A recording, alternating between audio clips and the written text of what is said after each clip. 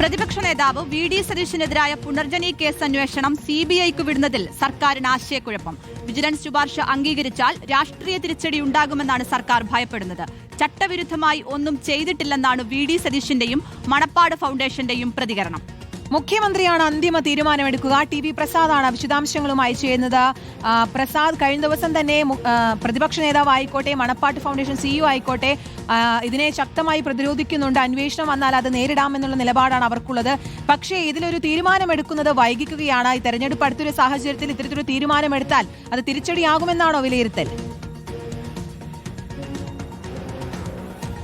Good morning Keerthana, Athira Jain. അത് തിരിച്ചടിയാകും എന്നൊരു വിലയിരുത്തലിലാണ് സർക്കാരും CPIM-ഉം മുഖ്യമന്ത്രിയും ഉള്ളത് എന്നതാണ്. അതായത് നിയമസഭാ തെരഞ്ഞെടുപ്പ് നടക്കാൻ ഇനിയിപ്പോൾ വെറും 2 മാസം മാത്രം ബാക്കി നിൽക്കെ പഴയ ഒരു കേസ് CBIക്ക് വിടുന്നതിലോടുകൂടി ആ പ്രതിപക്ഷത്തെ അല്ലെങ്കിൽ കോൺഗ്രസിനെ നിർവീര്യമാക്കാനുള്ള ഒരു ശ്രമം CPIM ഉണ്ടാക്കുന്നു എന്ന ഒരു വിലയിരുത്തൽ ഉണ്ടാകുമോ എന്നുള്ളതാണ് സർക്കാരിനുള്ള ഒരു ഭയം.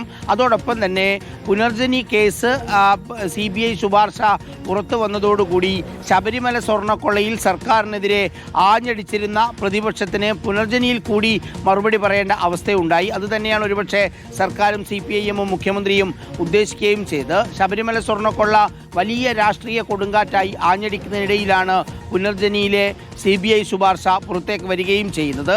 നിലവിലിപ്പോൾ വി ഡി സതീശനെതിരെയും അതുപോലെ തന്നെ മണപ്പാട്ട് ഫൗണ്ടേഷനെതിരെയും ആണ് CBIയുടെ അന്വേഷണ ശുപാർശ നിലനിൽക്കുന്നത്. മണപ്പാട്ട് ഫൗണ്ടേഷൻ FCRA നിയമം ലംഘിച്ചതായാണ് വിജിലൻസിൻ്റെ കണ്ടെത്തൽ.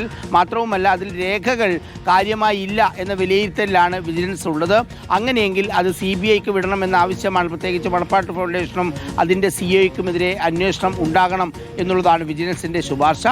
നേരത്തെ പറഞ്ഞതുപോലെ വി ഡി സതീശൻ്റെ അക്കൗണ്ടിലേക്ക് പണം വന്നതിൻ്റെ രേഖകൾ വിജിലൻസിന് കണ്ടെത്താനും കഴിഞ്ഞില്ല. പക്ഷേ വിദേശത്ത് നിന്ന് പ്രസംഗിച്ച് പണം വേണം എന്നാവശ്യപ്പെട്ട് പ്രസംഗിച്ചതിൻ്റെ വീഡിയോ തെളിവുകൾ വിജിലൻസിൻ്റെ കയ്യിലുണ്ട്.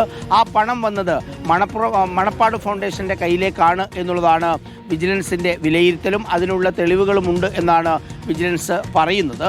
എന്തായാലും ഇത് സംബന്ധിച്ചുള്ള ഒരു രാഷ്ട്രീയ തീരുമാനമാണ് ഏറെ പ്രധാനം. പക്ഷേ കോൺഗ്രസിനെ സംബന്ധിച്ച് കോൺഗ്രസിന് കൃത്യമായി രാഷ്ട്രീയ വിശദീകരണം നടത്താനും കഴിയും. കാരണം കേന്ദ്ര ഏജൻസികളെ ഉപയോഗിച്ച് കേന്ദ്ര സർക്കാർ ചെയ്യുന്നത് പോലെ തന്നെയാണ് സംസ്ഥാനത്ത് വിജിലൻസിനെ ഉപയോഗിച്ച് കേരളത്തിലെ സർക്കാരും ചെയ്യുന്നതെന്ന് കോൺഗ്രസിന് പ്രചരിപ്പിക്കാൻ കഴിയും. മാത്രവുമല്ല, ശബരിമല സ്വർണ്ണക്കൊള്ള പോലെയുള്ള വലിയ വിഷയങ്ങളിൽ നിന്ന് ശ്രദ്ധ തിരിച്ചുവിടാനാണ് ഇത്തരം കാര്യങ്ങളെന്നുമാണ് കോൺഗ്രസ് വിശദീകരിക്കുക.